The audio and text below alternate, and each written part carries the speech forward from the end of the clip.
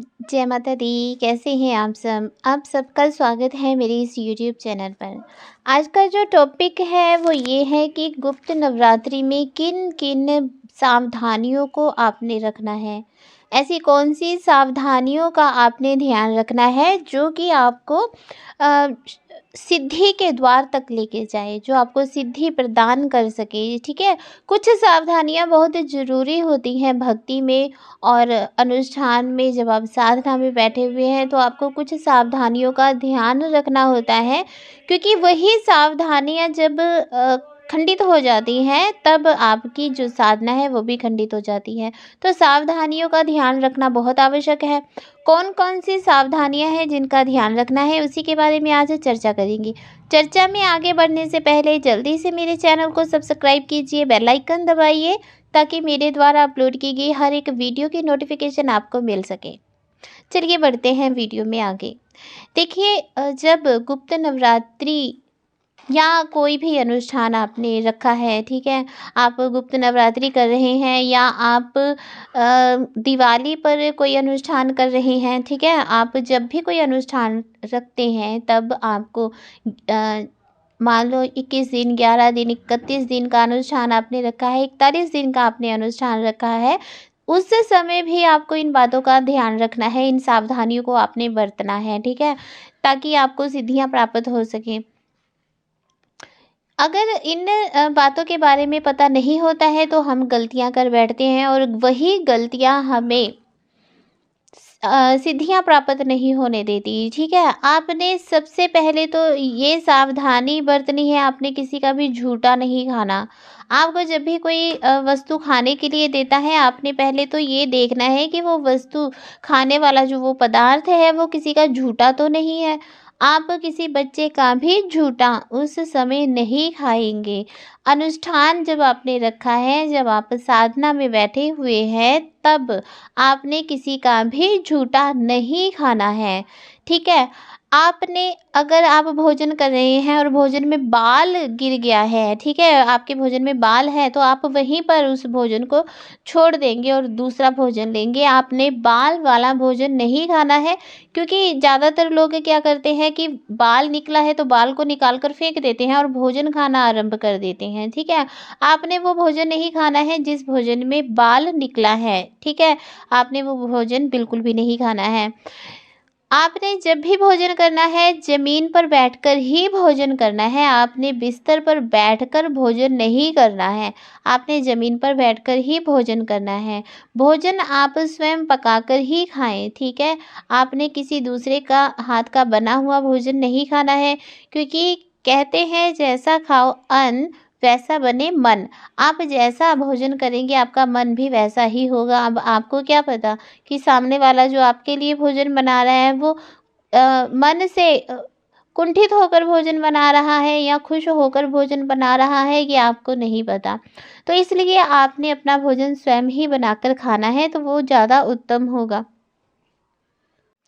आपने भोजन सूर्यास्त होने से पहले ही खा लेना है।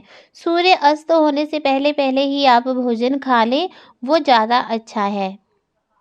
आप अनुष्ठान में बैठे हैं तो आपने कहीं भी सूतक पातक के घर नहीं जाना है। ठीक है, आपने जाने अवॉइड करना है। आपने जितना हो सके अपने कमरे में, अपने कक्ष में ही रहना आपने, ताकि आप जितना ज़्यादा हो सके आप मानसिक जाप कर सकें। आप खाना बना रहे हैं, बर्तन साफ कर रहे हैं, सफाई कर रहे हैं, आप कुछ भी कर रहे हैं, कोई भी कार्य कर रहे हैं, कार्य करते समय भी आपने मानसिक जाप लगातार करते रहना है। ठीक है, किसी की संगत में बैठने से आपने बचना है। आप जितना किसी की संगत में बैठोगे आप उतनी ही बातें इधर उधर की करोगे। वही समय जो है, आप अगर आप अपने कमरे में रहते हैं तो आप उतना ही ज़्यादा आप जाप कर सकेंगे, आपको उतना ही ज़्यादा टाइम मिलेगा जाप करने के लिए, चाहे आप मानसिक जाप ही क्यों ना करते रहें। ठीक है, आप जितना ज़्यादा मानसिक जाप करेंगे उतना ही ज़्यादा आप अपनी सिद्धि के करीब आते जाएंगे।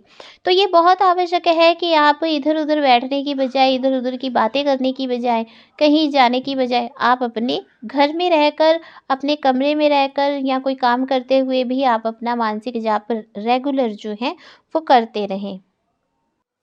तन के साथ-साथ मन का शुद्ध और निर्मल होना भी बहुत आवश्यक है, ठीक है?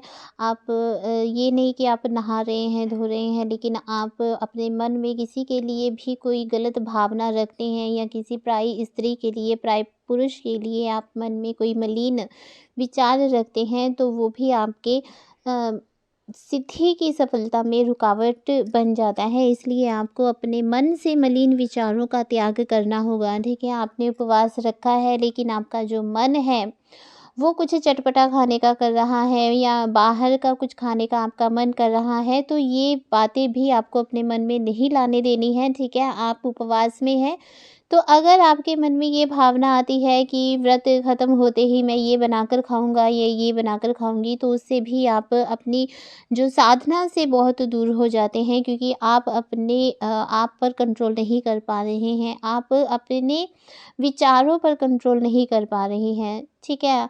आप जब भी अकेले बैठें, तब आप आँखें बंद करके अपनी साँसों की तरफ ध्यान दें, ताकि आपके मन से अशुद्ध बातें निकलनी आरंभ हो। जितना ज़्यादा हो सके मेडिटेशन करें, ध्यान साधना करें, ताकि आपका जो मन है वो एकाग्र होना आरंभ हो।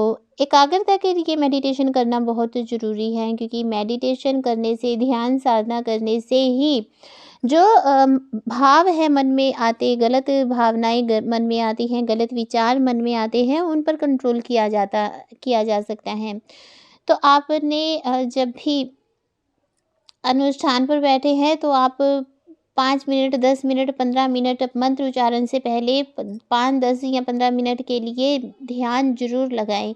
मेडिटेशन ज़रूर करें। अपनी आज्ञा चक्र की तरफ ध्यान लगाकर आपने अपनी साँसों की तरफ ध्यान लगाना है और कोशिश करनी है कि आपके मन में कोई भी विचार ना आए।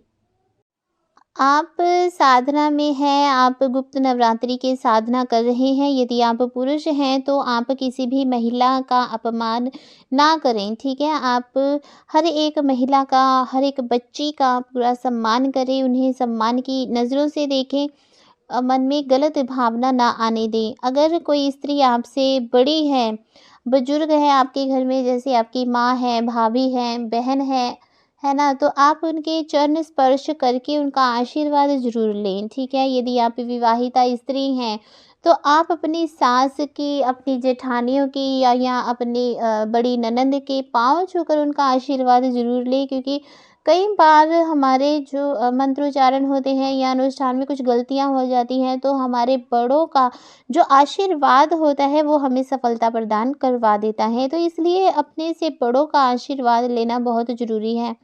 अगर आपकी और आपकी सास में या जेठानी में बनती नहीं है, तब भी आपने कोशिश यही करनी है कि आप उनसे वाद विवाद ना करें, किसी भी प्रकार के लड़ाई झगड़े से परहेज़ रखें, ताकि आपके जो अनुष्ठान है वो खंडित ना हो, ठीक है? अगर आप किसी से बेवजह वार्तालाप करते हैं, लड़ाई झगड़ा करते हैं, तो उससे आपका मन जो है वो अशुद्ध हो जाता है और नेगेटिविटी आपके मन में आ जाती है, ठीक है? आपके मन में दूसरे के प्रति बहुत ही गलत बातें आनी शुरू हो जाती हैं।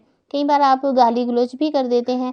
तो आप जिस ज़ुबान से आप मंत्र उच्चारण कर रहे हैं, उसी ज़ुबान से यदि आप गाली-गलौज करते हैं, तो वो ज़ुबान जो है वो मलिन मानी जाती है, तो आप सिद्धि से दूर हो जाते हैं। तो इसलिए आपने जितना हो सके अपना तन, मन और ज़ुबान को, अपने मस्तिष्क को, अपने दिल को पवित्र रखना है, शुद्ध रखना है। तो ये कुछ बातें हैं जो साधना करते समय ध्यान रखने के लिए होती हैं। यदि आप इन सावधानियों को अपनाते हैं, तो निश्चित ही आप अपनी मंजिल तक बहुत जल्दी पहुंच जाते हैं और आपको अनुभव भी होने आरंभ हो जाते हैं, ठीक है? तो ये आज का टॉपिक था। आशा करती हूँ कि आपको अच्छे से समझ आ गया होगा कि गुप्त नवरात्रि में या किसी भी अनुष्ठान में किन किन सावधानियों को आपने बरतना है, किन सावधानियों का आपने ध्यान रखना है। जय माता दी, खुश रहिए, खुशहाल रहिए।